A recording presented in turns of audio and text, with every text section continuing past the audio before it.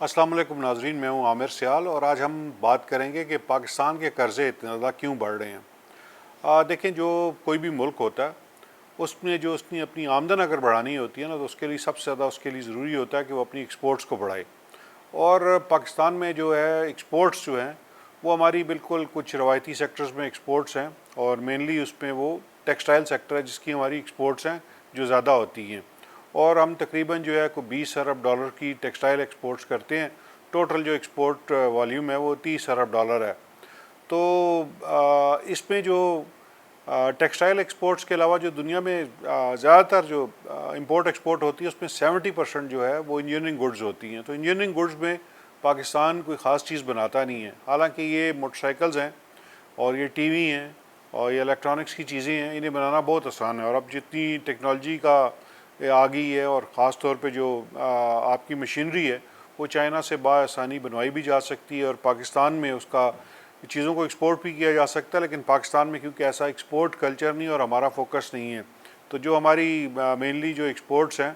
وہ ہم ٹیکسٹائل کا کرتے ہیں، ان کا اس پہ ہمارا فوکس ہے، اور ہمارا فوکس جو ہے چاولوں پہ ہے، اس کا ہم ایکسپورٹ کرتے ہیں۔ تو مینلی چیزیں یہ دو پاکستان سے زیادہ ایکسپورٹ ہوتی ہیں، انہی پہ فوکس ہے۔ اور کچھ زرعی اجناس کو مزید فوکس کیا جا رہا ہے کہ پاکستان سے کوئی آموں کی ایکسپورٹ ہو جائے، اور کچھ پھلوں اور سبزیوں کی ایکسپورٹس بڑھ جائے، اس میں بھی اضافہ ہوا ہے۔ لیکن یہ ہے کہ وہ جو اب ریجن کی صورتحال ہے وہ ایکسپورٹس جو ہیں ہماری اب رک گئی ہیں۔ تو پاکستان کو سب سے زیادہ جو اپنے قرض کم کرنے کے لیے ضروری ہے کہ ایکسپورٹس پہ فوکس کیا جائے۔ اور ایک پرابلم یہ ہے پچھلے 78 سالوں میں یہ رہا کہ ہمارا کوئی نیشنل پلان نہیں بنا کہ ہم نے ایکسپورٹس کو کس طرح سے بڑھانا ہے، اس لیے ہم قرضے لیتے ہیں۔ اور اب قرضے جو ہے اتنے زیادہ ہم نے لے لی ہیں کہ قرضوں کی جو سود ہے اس کی ادائیگی کے لیے بھی ہم جو ہے 8,000 ارب روپے رواں مالی سال کے لیے ہم نے مختص کیے ہیں، جبکہ ہمارا جو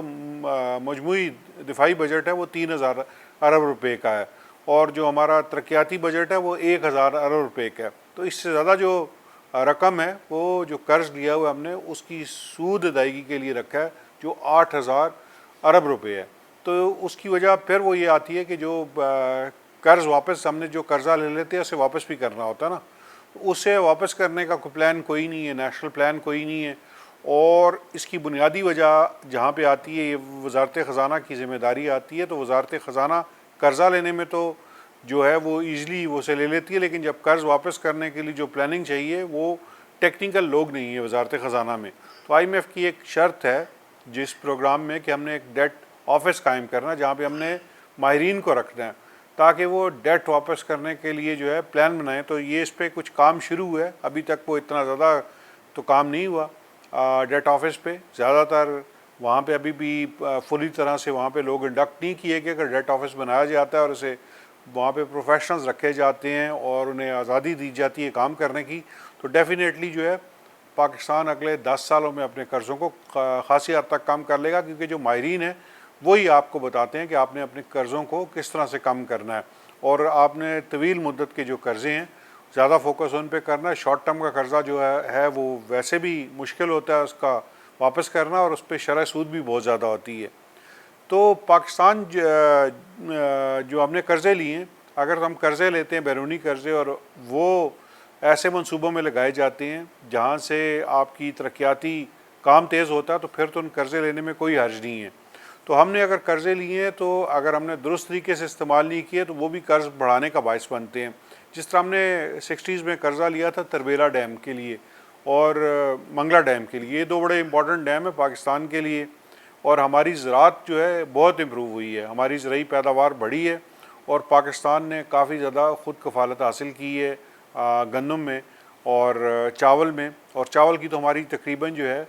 $2 بلین سے زیادہ کی ایکسپورٹس ہیں۔ تو چاول تو ایکسپورٹ ہو رہی ہے، گندم میں کیونکہ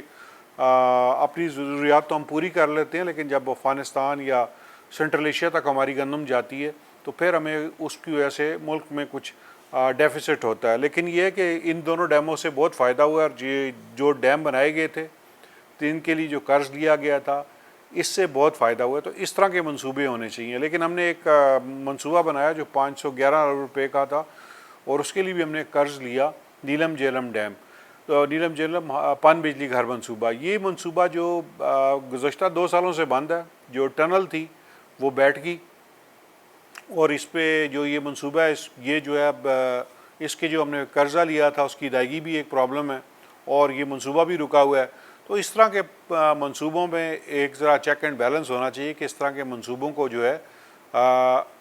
ہمیں سوچ سمجھ کے لیے بنانا چاہیے, اور جب یہ منصوبے بنے تو ان پہ جو پیسے لگائے جائیں ان کی وصولی بھی ہونی چاہیے. اگر اس پہ کوئی ٹنل بیٹھ کی ہے اور اس کی اب ریکوری نہیں ہو سکتی تو یہ پیسے جو ہے ڈاؤن دی ڈرین چلے جائیں گے اور یہ حکومت کو پھر واپس کرنے پڑیں گے, عوام کو واپس کرنے پڑیں گے. اور اسی طرح جو ہمارے دیامیر بھاشا ڈیم ہے, بہت بڑا ڈیم کا پروجیکٹ ہے,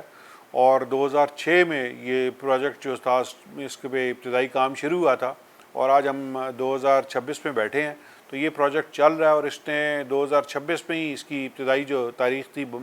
کہ یہ ڈیم مکمل ہوگا, لیکن اب یہ کہا جاتا ہے کہ 2030-32 میں مکمل ہوگا. تو بڑا ڈیم ہے, بڑا پروجیکٹ ہے, اور یہ جو ایسے منصوبے ہوتے ہیں انہیں بڑا فاسٹ ٹریک کرنا چاہیے, کیونکہ ان کی اگر ڈیلے ہوگا تو لاگت بھی بڑھتی ہے,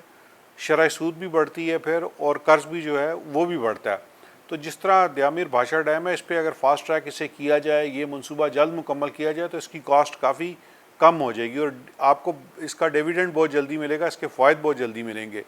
جو ہم سندھ پہ ایک اور منصوبہ بنا رہے ہیں داسو پان بجلی گھر, وہ بھی بڑا امپورٹنٹ منصوبہ ہے, اس پہ بھی کافی زیادہ جو ہے کام ہو رہا ہے. اس منصوبے پہ جو ہے ہمیں ورلڈ بینک فائنینس کر رہا ہے اور اس کے لیے بھی کافی زیادہ قرضہ لیا گیا ہے اور اس سے کافی زیادہ بجلی حاصل ہونی ہے. یہ منصوبہ بھی جو ہے یہ 2023-24 میں اس کی ابتدائی تاریخ تھی کہ یہ مکمل ہوگا. تو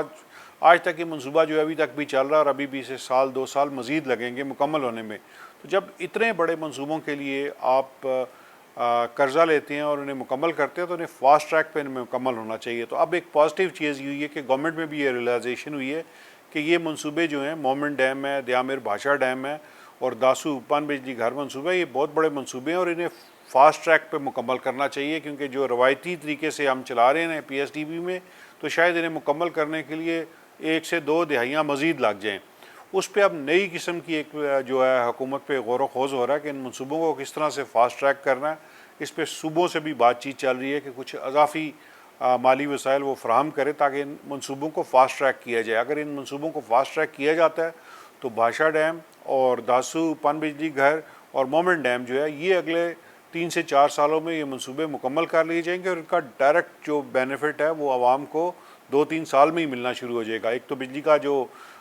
ریٹ ہے وہ کم ہو جائے گا, اضافی بجلی آ جائے گی اور ساتھ آپ کے پاس زیادہ پانی آ جائے گا, سیلابوں پہ بھی کنٹرول ہو جائے گا, زراعت کے لیے بھی زیادہ پانی ملے گا اور اس سے آپ کی جو ہے زرعی پروڈکٹیوٹی بھی بڑھے گی. تو یہ قرض کو ختم کرنے کے لیے, قرض کو کم کرنے کے لیے یہ سارے منصوبے جو ہیں بڑے اہم ہیں. اس طرح کے جو منصوبے ہیں انہیں بنانا چاہیے, انہیں فاسٹ ٹریک کرنا چاہیے اور اس پہ کنسنسس ہونا چاہیے اور ان منصوبوں کو کسی صورت میں ان میں ڈیلے نہیں آنے دینا چاہیے تاکہ ان کی جو تعمیر ہے وہ جلد مکمل ہو اور ہم قرض بھی جلد ادائیگی کر سکیں. تو ہم زیادہ تر اب جو قرضے لیتے ہیں نیشنل ہائی وے اتھارٹی کے لیے جو سب سے زیادہ نقصان پہنچا رہی ہے اس ٹائم کوئی بھی حکومتی ادارہ ہے وہ نیشنل ہائی وے اتھارٹی ہے نمبر 1 پہ, کیونکہ اس کے جو منصوبے ہیں وہ تاخیر کا شکار ہیں اور اس کی کاسٹ ایسکولیشن بہت زیادہ ہے. اور ان نیشنل ہائی وے کے منصوبے جو ہیں ان کو بھی تیز کرنے کی ضرورت ہے. اور اس میں اب یہ ہے کہ ہم نے اتنی بڑی موٹر وے بنائی ہے اور موٹر وے جو ہے جو سب سے زیادہ جہاں سے شروع ہوتی ہے, باقی دنیا میں موٹر وے سٹارٹ ہوتی ہے پورٹ سے, وہ باقی ملک کو کنیکٹ کرتی ہے. تو ہم نے باقی تو پورے ملک کو ہم نے کنیکٹ کر دیا, لیکن اس موٹر وے کا جو آخری سرا ہے یعنی کہ اس سے جو سکھر حیدرآباد اور حیدرآباد سے کراچی پورٹ تک, وہ ابھی تک جو ہے وہ 2 سیگمنٹ اس کے امپورٹنٹ سیگمنٹس ہیں وہ ابھی تک نہیں بنے. اور یہ پچھلے 2 سالوں سے اس پہ غور و خوض ہو رہا ہے کہ M6 ہم نے کس طرح بنانی ہے اور M10 کس طرح اس کی فائنینسنگ حاصل کرنی ہے. تو اس پہ PPP public private partnership model بھی دیکھا جا رہا ہے اور اس پہ یہ بھی دیکھا جا رہا ہے کہ اسے اگر حکومت خود فنڈ کرے تو کس طرح سے کرے. تو اب یہ اتنا بڑا منصوبہ ہے کہ اگر آپ نے اس سے پہلے ہی پورٹ سے یہ موٹر وے سٹارٹ کی ہوتی تو یہ ابھی تک جہاں تک یہ لنک کر رہی ہوتی تو یہ اس کا بہت زیادہ لوگوں کو فائدہ ہوتا, ملک کو بھی بہت فائدہ ہوتا. لیکن اب یہ آپ نے منصوبہ اسے پورٹ کے ساتھ لنک نہیں کیا تو اس منصوبے کا پریکٹیکلی کوئی فائدہ نہیں ہو رہا. اس کے جتنے اخراجات ہیں وہ قرض بڑھانے کا باعث بن رہے ہیں اور اس کی وجہ سے یہی ہے کہ ہم جو یہ اتنی زیادہ جو سود ہے اس کی ادائیگی کر رہے ہیں. اور اسی طرح کے دیگر منصوبے ہیں جو ہم نے لگائے ہیں بجلی کے اور جس کے لیے ہم نے